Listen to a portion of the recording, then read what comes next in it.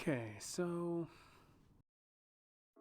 my feelings about this movie were all over the place before it came out.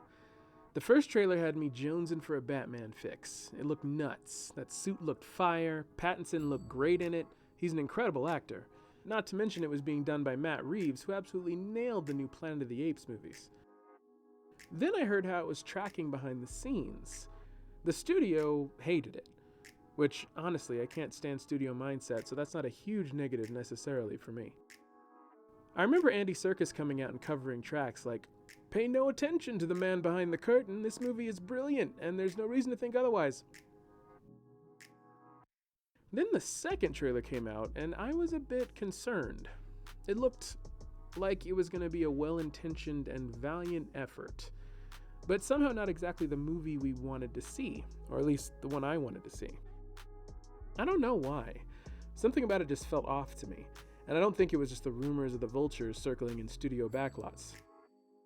After seeing it, I think this movie was hated by the studio for 3 reasons that make sense to me. And I'm guessing, it's not from inside knowledge or anything. It's very gritty and dark, and not in a fun comic book kind of way, more in a grown-up neo-noir way. So it's not really fun. Studios want a good time blockbuster, especially from a superhero movie, and that's not what this is. Like, pretty much at all. Secondly, it's very long. This movie is 3 hours long, and it's not felt. It's definitely 3 hours. The pacing of the movie is slow and brooding in a way that is absolutely perfect in places and serves to ramp up tension to exciting moments. But at the same time, it's almost too brooding in other places. More on that later. The third thing is the action scenes. They're super far and in between, and when they happen, they're cool and well done in very specific stylistic ways, but they build up to them really slow, which makes them fulfilling when they happen, but you have to wait and listen and pay attention in the interim, otherwise you'll get lost, and it's easy to get lost in places. Which, in retrospect, I kind of wonder if that was even worth it, because the payoff it has for the convoluted story is relatively simple as far as conclusions go. It's the themes that end up making this movie more than the plot. My point is, this is a rough studio movie to sell. It's not designed like a blockbuster crowd pleaser. It's not designed to be for families. This movie is story first and fan service second. It's a big old, heavy, gritty brick of a movie. That all being said, this movie is serious business. The realism this movie goes for is so different from Nolan's Batman movies. Nolan knows how to make a thinking blockbuster. Turn your brain on to be thoroughly satisfied, or turn your brain off to just enjoy the sweeping, sprawling set pieces and the general cinematic feel of it all. This movie's different, and its angle is different. Pattinson's Batman feels like just a dude in a cool outfit on the busy, bustling, grimy streets of a real city, like New York. He doesn't feel like a man who can make a difference. He feels like a man in a costume trying to take on the problems of a very real world. He doesn't feel like he owns it. He's not portrayed perched on skyscrapers and dropping down from the sky. He comes up from the shadows on the ground. The darkness and the shadows feel like an absolute necessity because he's just a man. He needs to be able to hide. This Batman feels like an edgy, sad, impressive, emo cosplayer. Pattinson's Bruce made up his own character from a bunch of his own elements, and they all just happen to come together to create the Batman that we know. And that might sound strange, but it really works with the world they made. It feels like he's just barely managing to pull off this idea he's had to help the city. Like, somehow in 2 years, this weirdo vigilante kid has managed to make friends with a cop who lets him in on crime scenes. But the world is too big for any one person to manage it. It creates this feeling of him being in way over his head. It's hard to believe he's gotten where he has, and all that feels really, really good. The movie doesn't care to explain to you Batman's origin, or exactly where he learned his skills, none of that. It's Batman 2 years in, and you know Batman, so here's a dark detective story. And though the plotting of the story is convoluted, like I said before, What the plot does do is really drive home and make you feel how thoroughly corrupt Gotham is. If Gotham has layers of corruption, then all those layers have melted together into an ugly, crusty mush. A drain clog of corruption over an inedible Gotham casserole. And I got that. I felt that. And it succeeds here. It has an afterburn feeling to it. Like I said, the movie has a pace to it that's slow, methodical, and brooding, and it works, and it means the action scenes hit really hard and well when they happen. But that pace also makes it feel very long, and you feel it. But it feels part and parcel to the piece. The movie feels like it can't be shorter.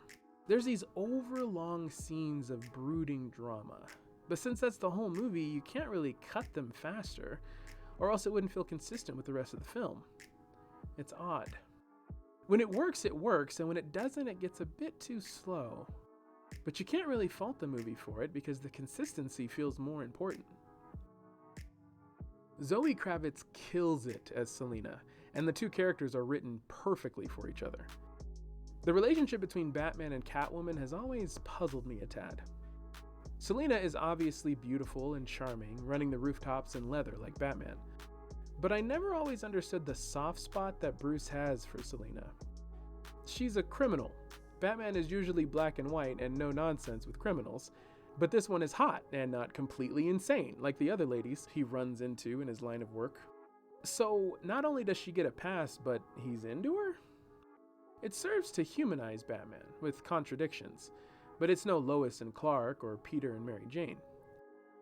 But this movie feels truly authentic in its portrayal of the two. It feels almost wrong to say this, but I think it's my favorite take on the two characters I've ever seen, including in comics. Something in the way they did it makes it feel like they related on the rooftops in leather angle. Hey, do you come to this skyscraper often? But they feel like they relate much deeper in their motivations. There's this juxtaposition of their status in the world that makes a moral stance harder for Selina than it is for Bruce, and therefore their perspectives on life lead them to the same place, but for different reasons. And I love that, because they both brought something to the table idealistically that the other doesn't have. In the end, I think this is just more of a grown-up detective film than I think I've ever seen a Batman movie be.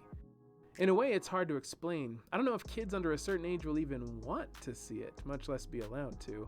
It's rough and scary in places. It feels like if you made action figures for this, it would be confusing. Oh, look at that, there they are. In a world of radicalism on the internet, it opts to explore that, rather than doing the comic book thing of letting people out of an asylum and having them run a crime carnival in painted faces. It's willing to go there. And it makes things pretty nerve-wracking, maybe a little too real. But I think it serves to discuss a really relevant theme, a commentary you don't see done on Batman that doubles as a commentary on the world right now. And I thought it was really well done. I don't know how people will stack this Batman up with other iterations. Patman definitely paid his dues. His take on the character is brilliant. Performances across the board were phenomenal. There's so much more I want to say, but I need to wrap it up. So here's a bit of a rapid fire. Colin Farrell completely disappeared into the role of the Penguin, so much so that his reveal moment was almost deflated because he looks so much like a real person rather than a caricature. Emotionally, he feels like a real person and a gangster rather than an over-the-top cackling nut. No offense to the other renditions. Riddler has a motivation that I won't spoil but is very interesting and dangerously relatable, and is a beautiful foil to Bruce. Muscle Car Batmobile made me lose my mind. It's ridiculously cool. I'm not even a car guy. And I didn't even get to talk about the score. So simple and so good. Little phrases rising and lowering in crescendo for different characters. Anyway, ultimately, I think this is going to be an acquired taste. I think they nailed exactly what they were trying to do. Time will tell if people actually like what they were trying to do.